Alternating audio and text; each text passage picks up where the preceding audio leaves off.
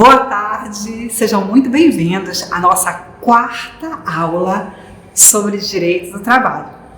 Faço votos que vocês estejam bem de saúde e desejo que essa aula seja proveitosa, que vocês consigam aprender o que eu pretendo lhes ensinar.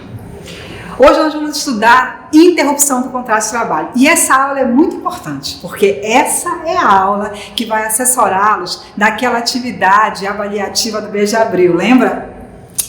E eu, antes de passar para a teoria, vou logo explicar isso com todas as letras. Professora, o que é interrupção do contrato de trabalho? Interrupção do contrato de trabalho, meus amigos, é quando eu não trabalho, mas eu recebo. É isso. Toda a teoria que a gente vai estudar daqui a pouco se resume nisso. Interrupção do contrato de trabalho é quando eu não trabalho e ainda assim o dinheiro cai lá na minha conta no final do mês. Isso é interrupção do contrato de trabalho. Agora vamos estudar isso de maneira mais teórica. Olha só. Quando é que ocorre a interrupção do contrato de trabalho? Ela ocorre quando há uma cessação temporária da prestação de serviço pelo trabalhador. Preservam-se as obrigações patronais, que é o que eu te falei do salário cair no final do mês, e as principais implicações disso são que o trabalhador não presta serviço, que o trabalhador não trabalha, mas ele recebe o seu salário. Não haverá a suspensão do pagamento. E outra coisa importante na interrupção do contrato de trabalho é que ela é computada para o tempo de serviço. Professora, quando é que o meu contrato de trabalho é interrompido? Bora ver.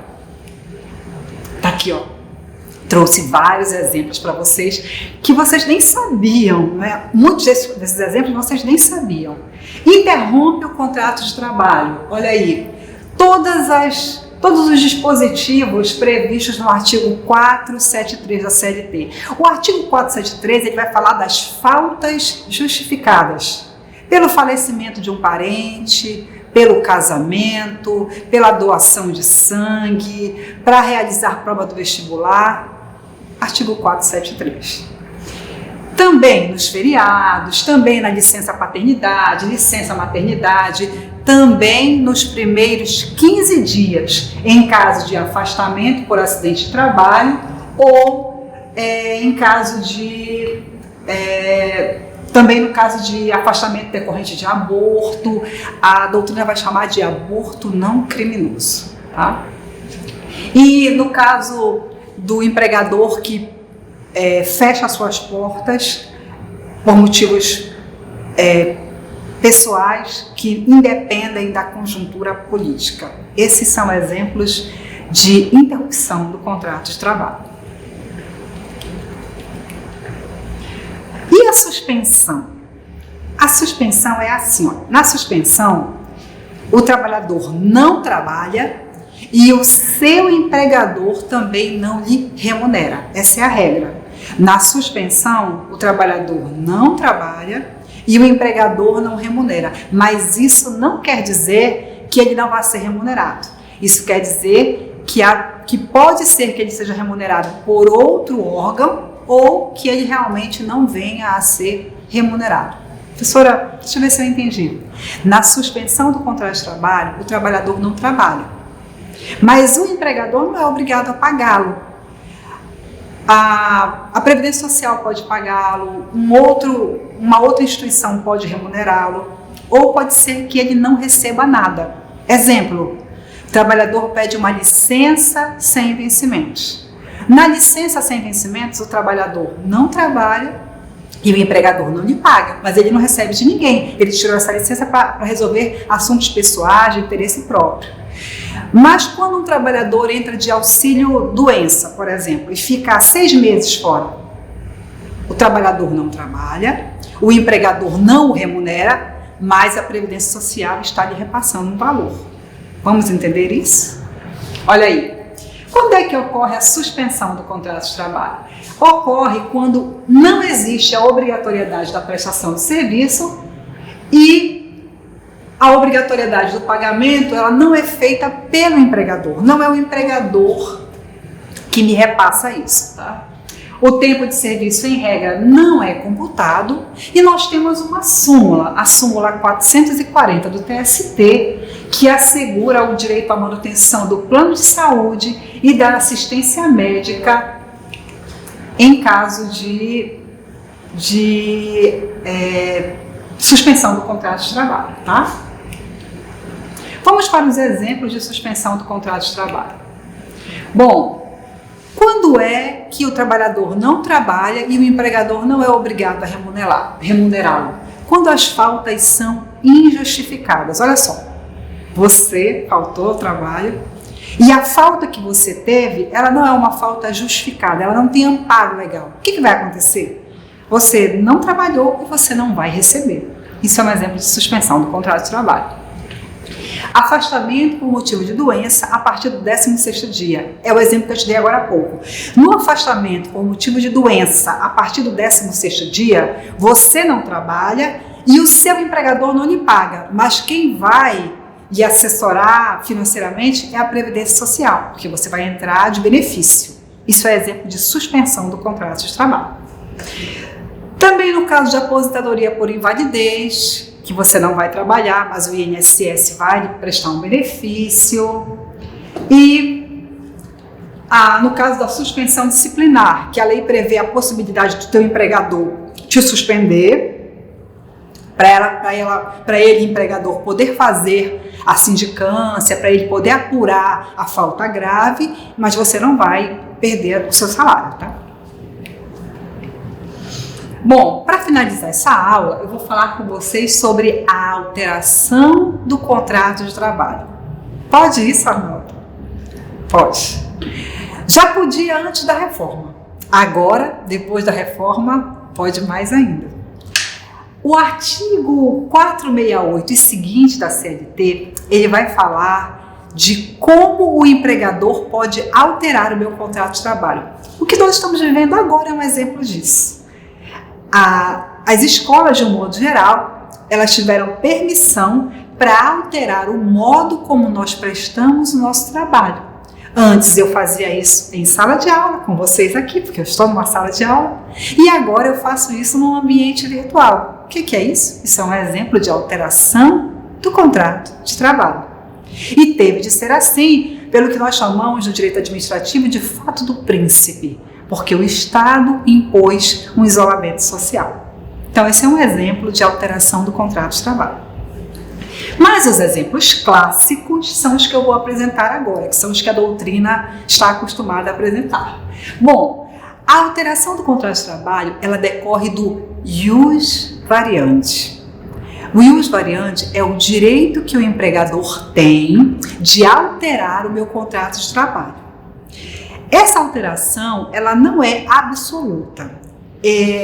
A legislação, ela prevê que essa variação, que essa alteração, ela não deve causar prejuízo para o trabalhador, tá? É a prerrogativa do empregador que poderá alterar unilateralmente o contrato de trabalho nas seguintes hipóteses.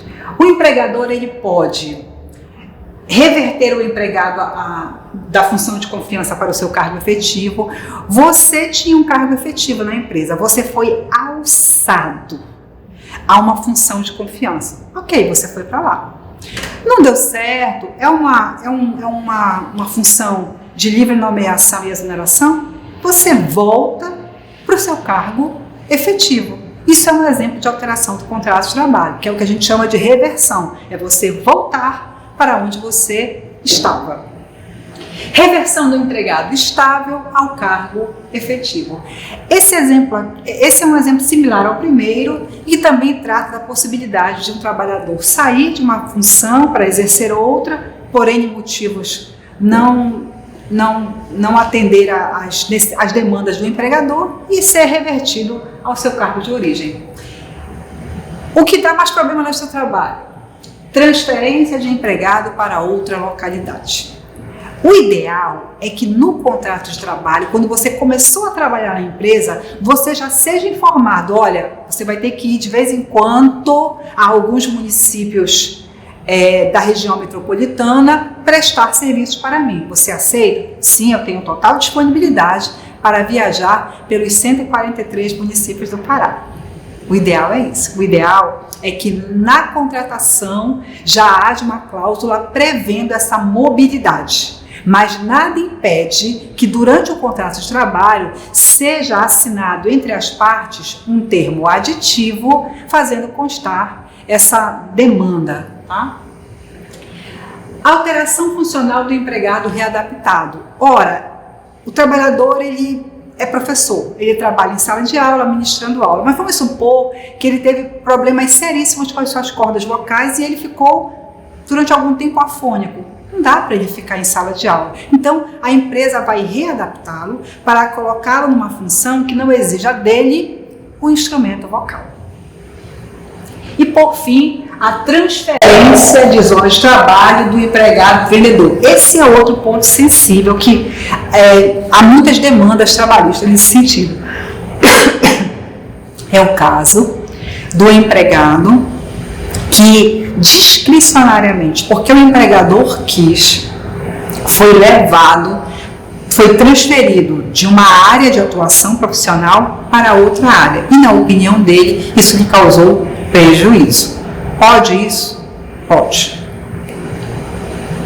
Bom, o artigo 469, ele fala assim: ao empregador é vedado transferir o empregado sem a sua concordância para a localidade diversa da que resultado do contrato, não se considerando transferência a que não acarretar na mudança do seu domicílio. Então, como eu te disse, pode, mas com ressalva. E a ressalva está aqui, no artigo 469, tá?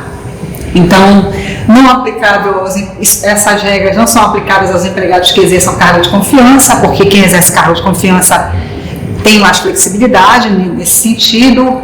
É lícita a transferência em caso de extinção do estabelecimento. Vocês acabaram de ver aqui em Belém, aqui em Ananindeua, a Macro fechou. Vocês viram isso? Esse mês, agora, mês de abril. Num caso como esse, vocês sabem que tinha muita gente que trabalhava na Macro que é de outras partes do Brasil. Então, não há nenhum impedimento que esses colaboradores sejam transferidos para outros locais. E também, outra característica da alteração do contrato de trabalho é a questão do adicional de transferência. O meu empregador pode me transferir, mas se a minha transferência for em caráter definitivo, eu devo receber um adicional de, no mínimo, 25% sobre o valor da minha remuneração. Bom, meus amigos, por hoje é só. Nós nos encontraremos na plataforma Moodle e lá nós vamos realizar questões para fixar esses conteúdos. Até lá!